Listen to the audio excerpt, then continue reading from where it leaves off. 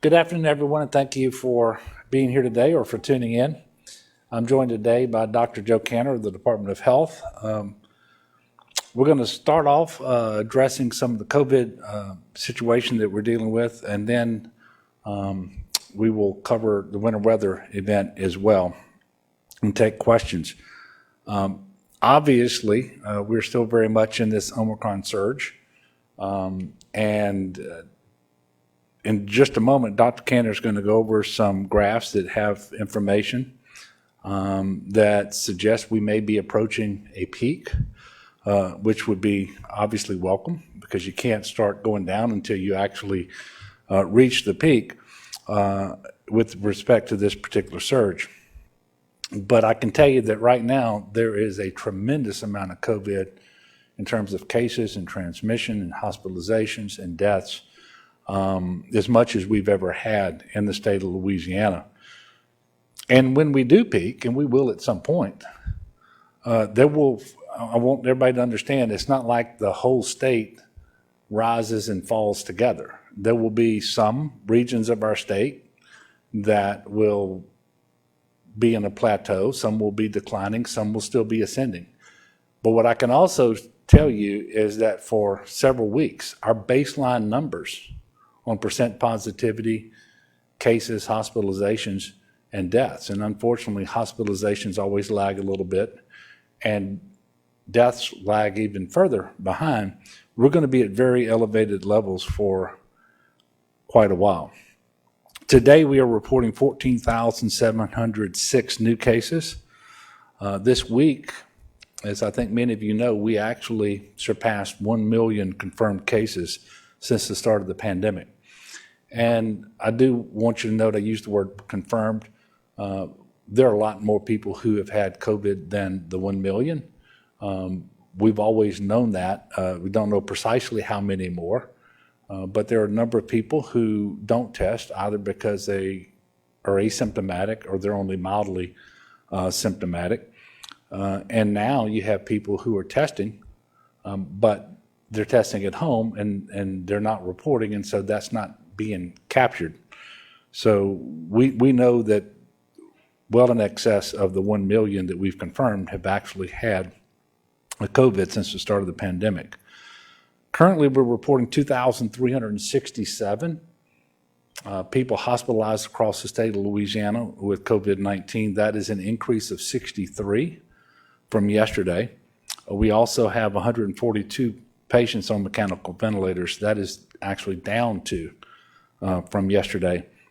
And unfortunately, and very sadly, we've had 37 additional deaths.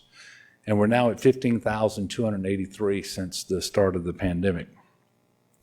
Later this afternoon, Dr. Cantor and I will have a telephone call with hospital CEOs and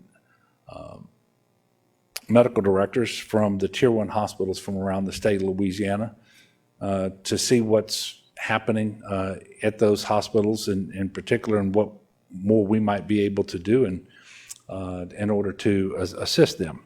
But what I can tell you is there's still an awful lot of work being done at our hospitals that are, quite frankly, short-staffed, both because of COVID and because of declining numbers of staff regardless, and an awful lot of patients, both COVID and non-COVID patients to take care of.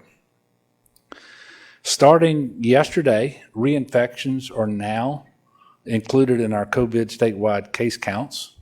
And of course, we're using the same definition of reinfection that we've been getting from the federal government. And I know you have to have a period of 90 days between being positive before it's considered a reinfection. I think Dr. Cantor is going to get more into that in just a moment. But that's something we said last week that we would start to do because those are new cases of COVID, and up to yesterday, we weren't really reflecting those in our daily counts.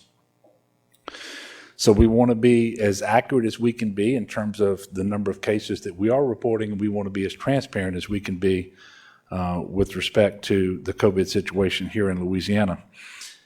The health department has completed its analysis on the vaccination status of reinfections across the state.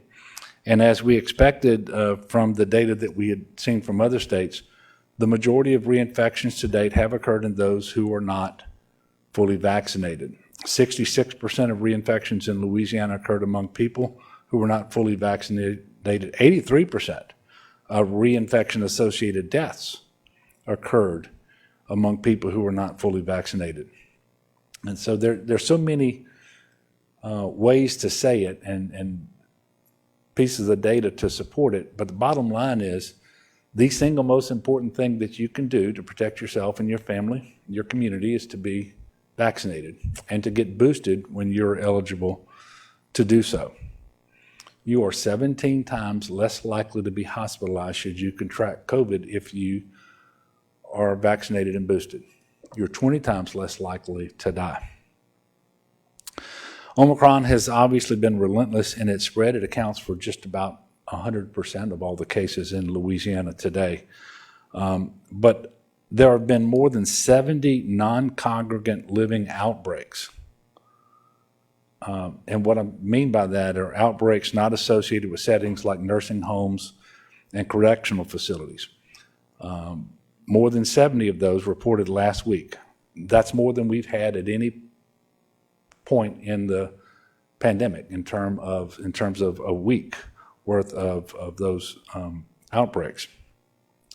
More than half of those occurred among employees in retail settings who were not masking.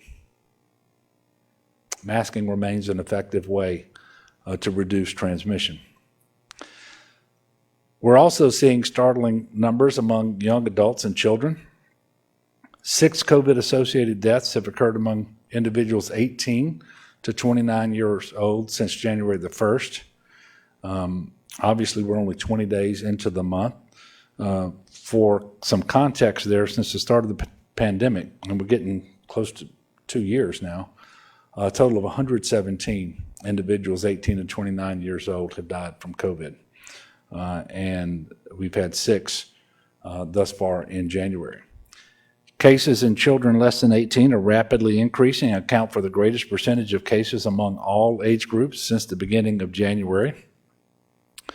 And despite the fact that many schools were unable to report due to the sheer volume of cases that are being experienced across the state in our schools, 8,735 cases were reported among K-12 students last week. An additional 1,719 cases were reported among K-12 staff members, and many schools had to shift to virtual learning because of staffing shortages. The Department of Education is reporting that more than 51,000 students have had to go virtual at some point since the start of school, coming back after the holiday break. Both nationwide and here in Louisiana, we're seeing an increase in COVID hospitalizations among all pediatric age groups. The highest number of pediatric hospitalizations currently is among those 0 to 4 years old. I know that Omicron's rapid spread has many parents and caregivers of young children on edge, and they should be. It's concerning because this is the age group that doesn't have vaccines available to them yet. So getting vaccinated ourselves and wearing masks is the best way to protect those young children that we all love. Some good news on the national front is that the White House announced recently that additional resources will be made available in the fight against COVID, and that includes the public now being able to order up to 4 free at-home antigen tests per household, and these tests will be shipped directly to their homes, making tests more accessible and available to everyone. And you can place your order by visiting covidtests.gov. That's covidtests.gov. Or you can call, for those of you without internet or you just prefer to make a phone call, you can call 1-800-232-0233. Now, there's going to be some period of time before those tests come in, obviously. If you are in need of a test, and you should know that on any given day, there are well over 400 locations in Louisiana where you can be tested. And if you want one of those locations, the easiest thing to do is call 211. and you'll be able to find out the locations in your area where you can be tested. Also, as we mentioned last week, private insurers are now required to cover the costs of up to 8 at-home testing kits per person per month. And then most recently, the White House announced that it will start shipping 400 million free N95 masks nationwide next week. The masks will be distributed through community health centers and retail pharmacies. Dr. Canner, as I mentioned, has additional information on our current trends. And so I'm going to ask him to come up, go through that information, and then take your questions. And then when I come back up, I'll give an update on the winter weather that we are starting to experience now in the state of Louisiana and what we expect to come over the next several days. And then I will take your questions as well. Thank you.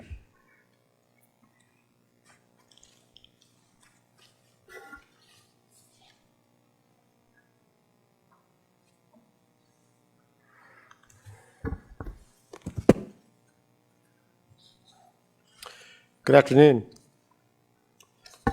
On behalf of Secretary Phillips and LDH, I'd like to thank you, Governor, again for your leadership throughout this continued crisis. And as the Governor said, I think there's reason to believe that we're likely in the process of peaking right now. This is after another week of record numbers. You never really know for sure that you've peaked until you're on the other side of it. But as the Governor said, there's 2 points to make to that. Number one, it's likely that certain parts of the state might still experience increasing numbers, even if the statewide numbers do show that they are peaking and might be going in the right direction sometime soon. And the other point to make on that is, once you've peaked and coming down the other side, you're still awfully darn high.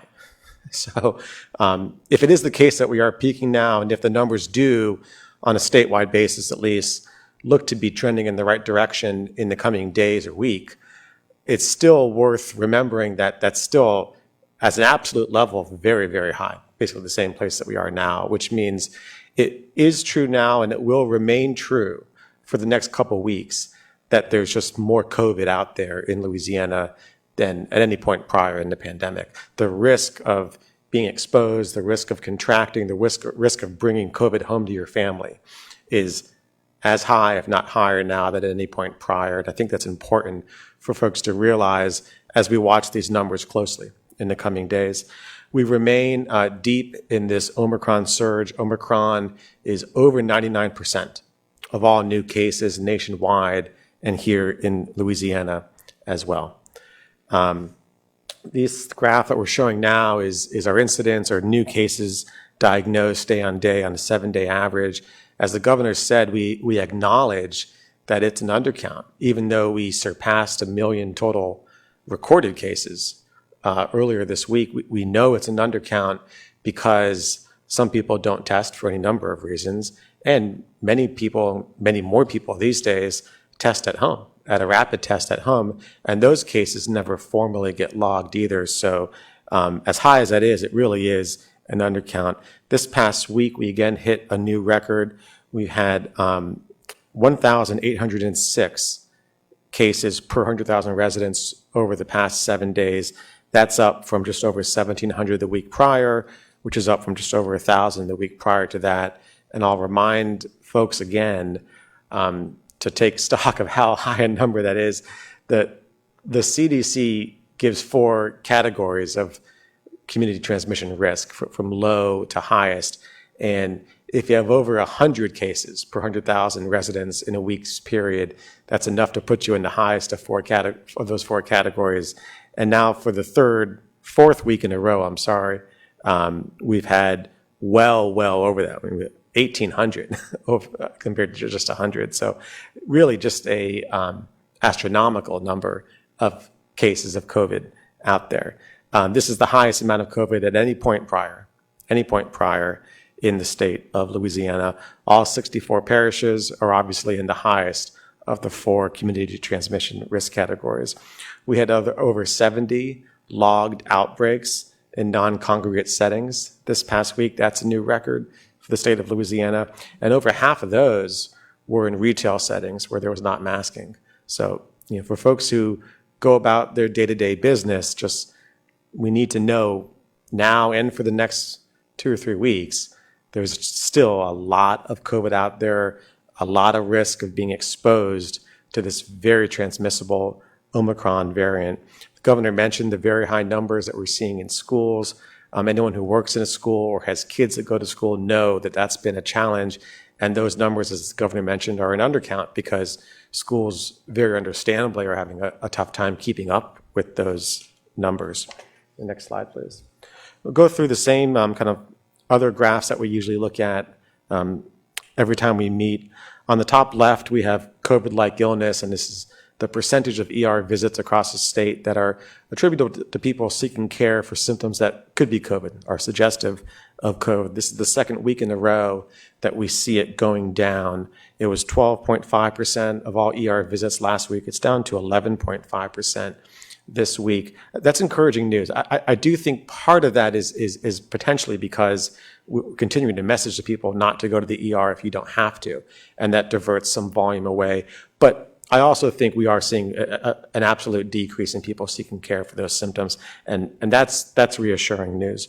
On the top right is the same incidence graph that I just showed, zoomed in a second ago. On the bottom left, we have our combination testing volume and percent positivity display. So testing volume is the line graph part of that.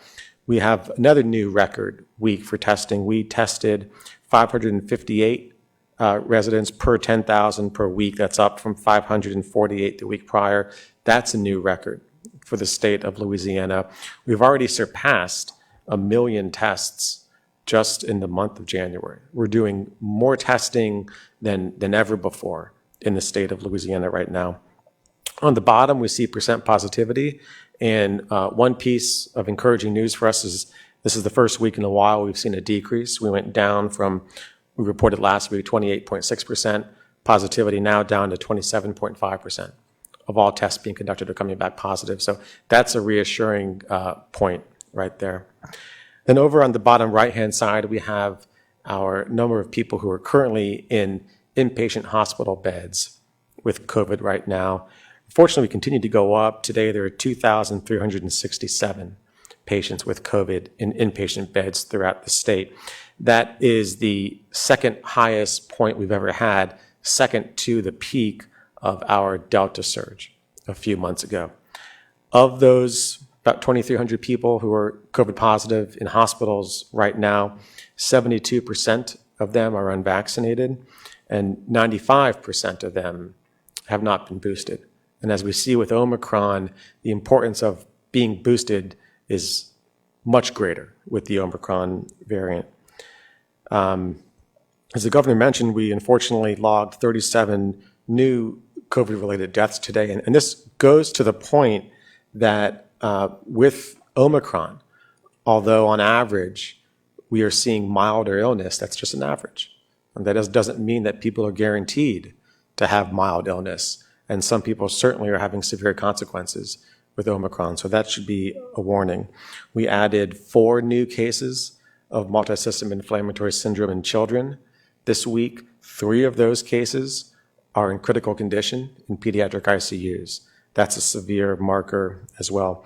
We had 33 kids admitted to the hospital with COVID this past week. There's been 199 kids admitted to the hospital during the month of January with COVID. And I'll also remark, when you break out that measure, this is kids between the age of 0 to 17 who are admitted with COVID, over the past few weeks, kids 0 to 4 years old represent the largest share within that pediatric age group. Those, of course, are kids who have the least protection because they're not yet eligible to be vaccinated. This goes to the point that families need to be taking measures while we're in this surge to protect not just the older people in the family, but the younger kids too. And that means that folks who are eligible to get vaccinated should, and people who are old enough to wear a mask properly should be doing so when they're in higher risk settings. Again, with COVID, and particularly with Omicron, on average it's mild, but you don't know what type you're going to get. There's no guarantee that your case of Omicron will be mild, and families need to take stock of that. Next slide, please.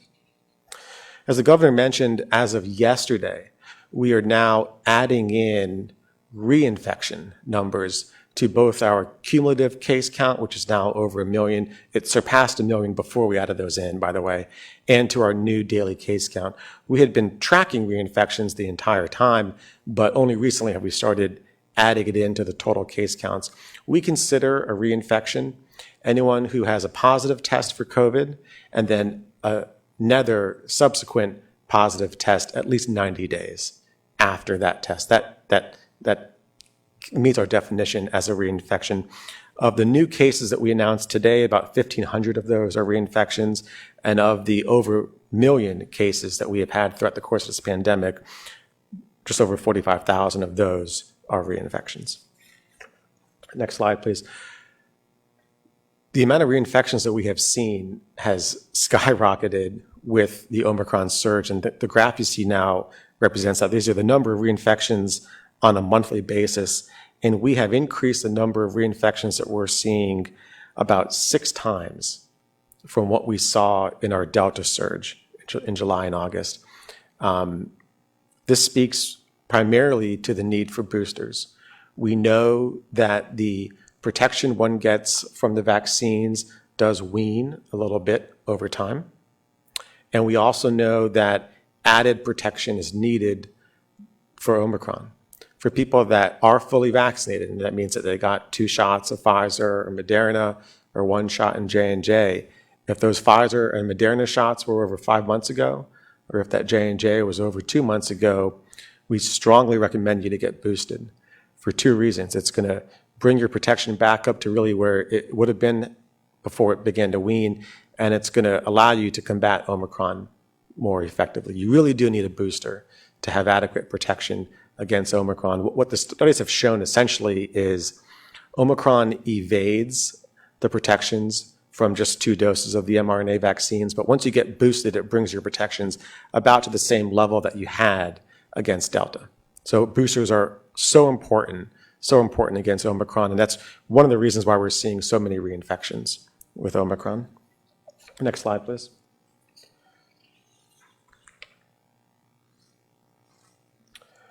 This is a slide of cases in nursing home settings that we've shown periodically, and we haven't shown it in a few weeks. I know Julie asked about it last week. She's not here, but I did want to give a little more data on what we're seeing in nursing homes.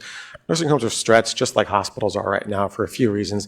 A lot of COVID is going around. Their staff is, of course, not immune to that, calling out sick, and they're having to mitigate these outbreaks just like a number of other settings are. So this week, we had just over 1,000 new cases of COVID in nursing home residents. That's up from about 700 last week. We had just over 1,300 new cases of COVID in nursing home staff. That's the gray line you see. That's quite high right there. That's a little bit down from last week. Thankfully, though, because we have a decent base of vaccination in nursing home residents, we've not yet seen any substantive increase in deaths amongst nursing home residents. So that's the orange line you see at the bottom. To walk through this graph, you see the gray line, which is cases in nursing home staff, go up quite dramatically, then come down a little bit the past week. You see the blue line, which is cases in nursing home residents, go up. But just like what we saw with the Delta surge a few months prior, we've not seen very much movement at all, thankfully, in deaths amongst nursing home residents. Now, it is a lagging measure, so we might see a couple more trickle in over the next couple of weeks. We know that deaths are a little of a lagging measure, but we are thankful for the degree of protections we have from vaccinations in nursing homes, although we can always do better. I'll tell you, 57% right now of nursing home residents in Louisiana are boosted.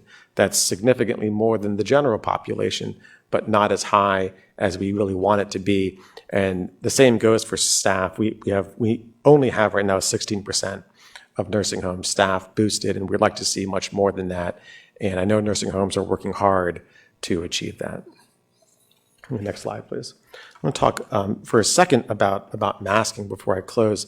And due to the increased infectivity of the Omicron variant, wearing a higher quality mask and one that fits you appropriately is all the more important. So we recommend that you wear the most protective mask that you can wear consistently and that fits you well. Ideally, that's something like an N95 or a KN95, those masks provide the highest degree of protection. And again, because Omicron has proven to be so transmissible, I think the importance of this guidance is all the more valuable and pertinent now than it has been at prior points in the pandemic. And I'll tell you, as we weather this surge, and also as we look ahead to the future after this surge, it's more important for us to